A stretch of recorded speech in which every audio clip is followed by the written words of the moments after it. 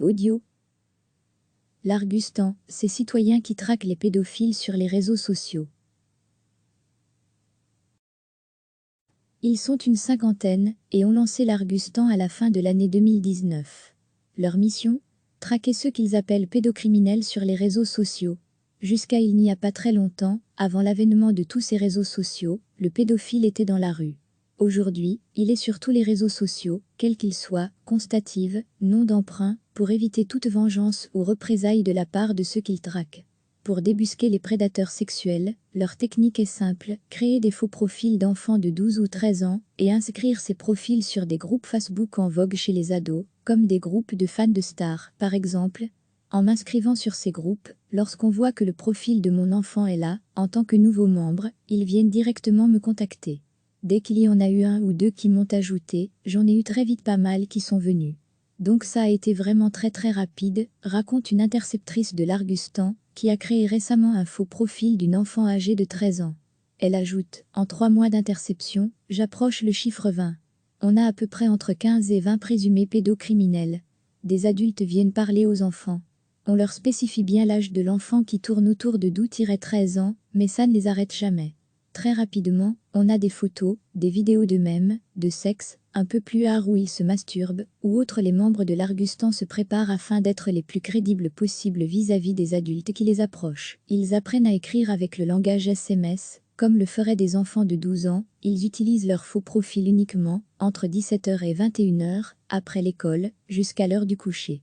Leur objectif, c'est que la peur change de camp. On veut que ces pédocriminels ne sachent plus à qui ils s'adressent. Est-ce qu'ils s'adressent à un réel enfant ou à quelqu'un de latent Argus ? Certaines conversations avec des présumés pédocriminels peuvent durer plusieurs semaines. On mène des enquêtes pour aller jusqu'au bout, et une fois qu'on est sûr de notre dossier, on les dépose à la justice, explique Yves.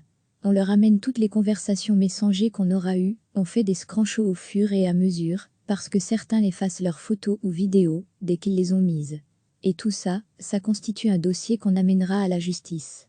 Pour que les dossiers aboutissent à une procédure judiciaire, les membres de l'Argustan respectent toute une série de règles, notamment celle de ne pas être dans l'incitation. Je ne vais jamais faire une demande d'amis à quelqu'un moi-même, c'est toujours eux qui viennent m'ajouter, précise l'interceptrice. On ne peut pas les inciter du tout. C'est-à-dire qu'on va lui montrer qu'on reste un enfant qui est choqué par ses propos. On va mettre une réaction, comme un « mais c'est pas normal, c'est bizarre ». Les traqueurs insistent également sur l'âge de leur faux profil. Régulièrement, il faut bien leur répéter l'âge. Il ne faudrait pas que la justice vienne nous dire qu'on leur a dit une seule fois qu'on avait 12 ans et que la personne est complètement oubliée. Ces méthodes, les membres de latent Argus les tirent de latent Moor, lancé en France en mai 2019. Ces membres vont d'ailleurs un pas plus loin que leurs homologues belges, puisqu'ils acceptent les rendez-vous donnés par les pédocriminels, avec qui ils échangent sur les réseaux. Ils se présentent donc devant ces derniers avec une caméra, les confrontent à leurs propos, et mettent la vidéo en ligne. Une méthode elle-même inspirée des chasseurs de pédophiles britanniques. Au Royaume-Uni, d'après le National Police Chief Council, il existe 190 groupes de ce type. Les autorités tolèrent leur existence et la police collabore même avec eux pour organiser des arrestations. On voudrait avoir vraiment un cadre légal latent Argus, réclament d'ailleurs un cadre légal pour leur action, ils veulent une vraie collaboration avec la police. Nous on les signale à la police, on vient leur amener des cas, explique Yves. On a même dans notre mouvement des policiers qui nous ont rejoints, qui travaillent avec nous de manière citoyenne. En aucun cas, ils se servent de leur statut de policier pour nous aider. Mais ils ont des enfants, et ils sont prêts à nous aider, car ils savent qu'ils manquent de moyens. C'est une collaboration uniquement officieuse. On voudrait avoir vraiment un cadre légal, un cadre citoyen, pour pouvoir aider la police. Pour l'instant, les dossiers transmis par latent Argus, qui n'a que quelques mois, sont entre les mains de la justice, et n'ont débouché sur aucune condamnation. De son côté, la police fédérale dit connaître le phénomène, et traiter les informations reçues par ce genre de collectif.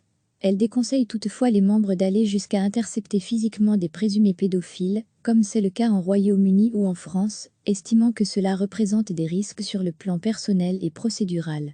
Recevez chaque matin l'essentiel de l'actualité. Cliquez sur s'abonner pour recevoir les dernières nouvelles.